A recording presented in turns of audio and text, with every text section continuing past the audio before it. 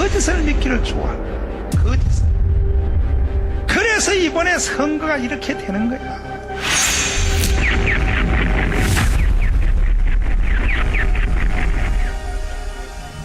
조선 말 흥선대원군의 우리 민족끼리 살겠다라는 시대착오적인 쇄국 정책으로 대한민국은 근대화의 과정에서 낙오되었습니다. 그 결과 1910년 한일 병합이 되어 36년 동안 일본의 나라를 빼앗기게 되었습니다.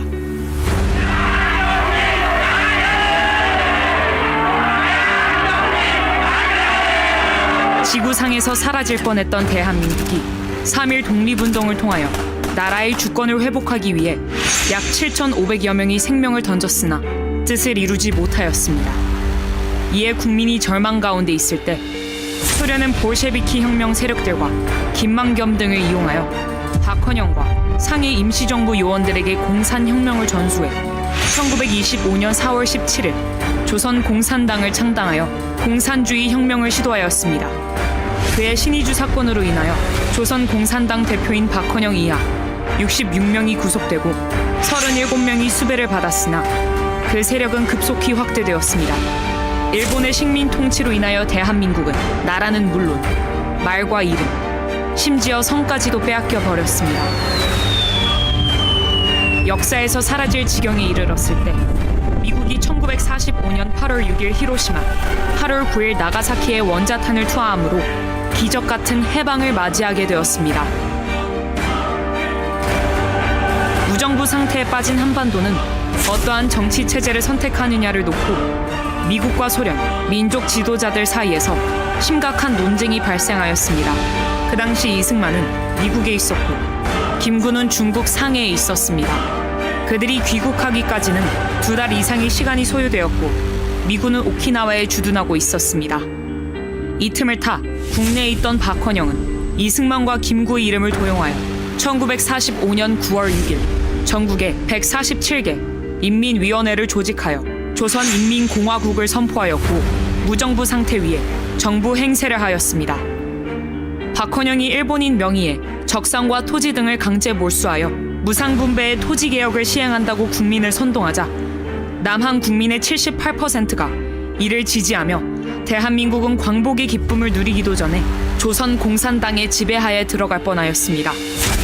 이승만은 유엔과 미국의 협조를 받아 1948년 5월 10일 선거 가능한 지역에 대하여 먼저 총선을 시행하므로 1948년 8월 15일 대한민국이 건국되었습니다.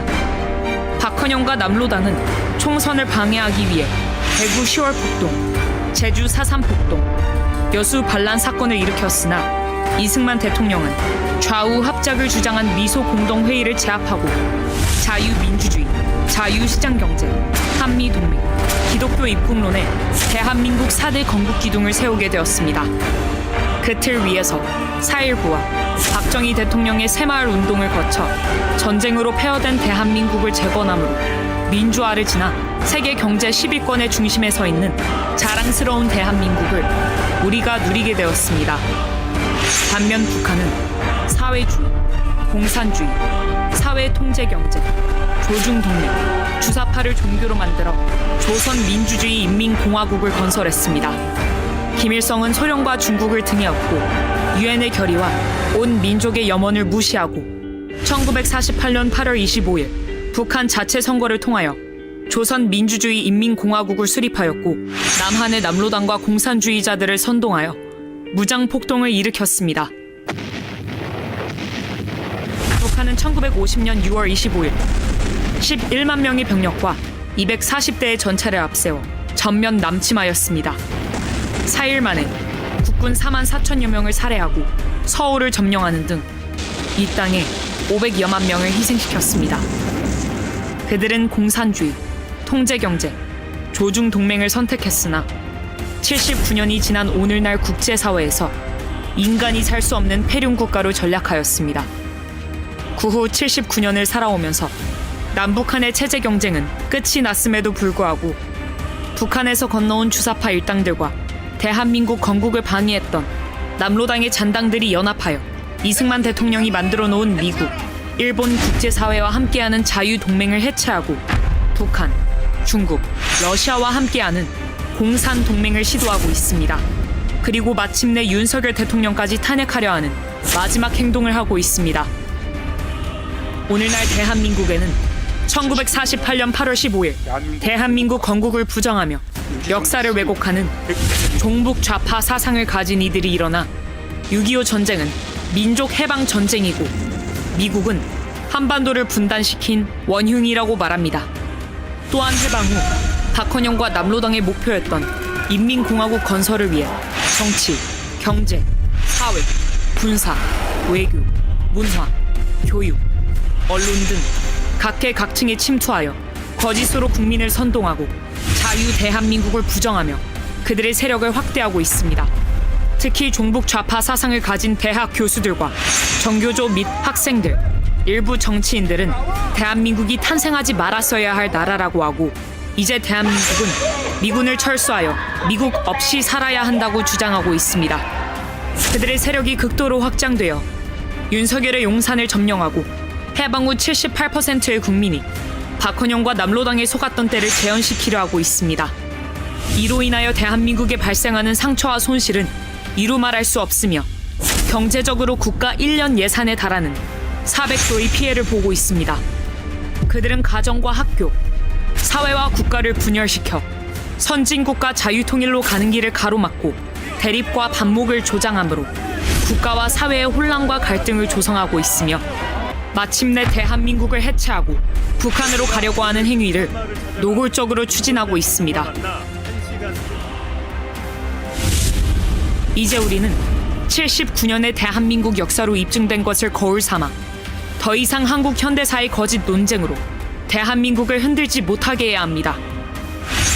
박헌영과 남로당의 후예를 자처하는 주사파들은 자기 잘못을 역사 앞에 시인하고 참회하여서 조국 대한민국이 자유통일된 1등 국가가 되는 것에 적극적으로 협력해야 할 것입니다.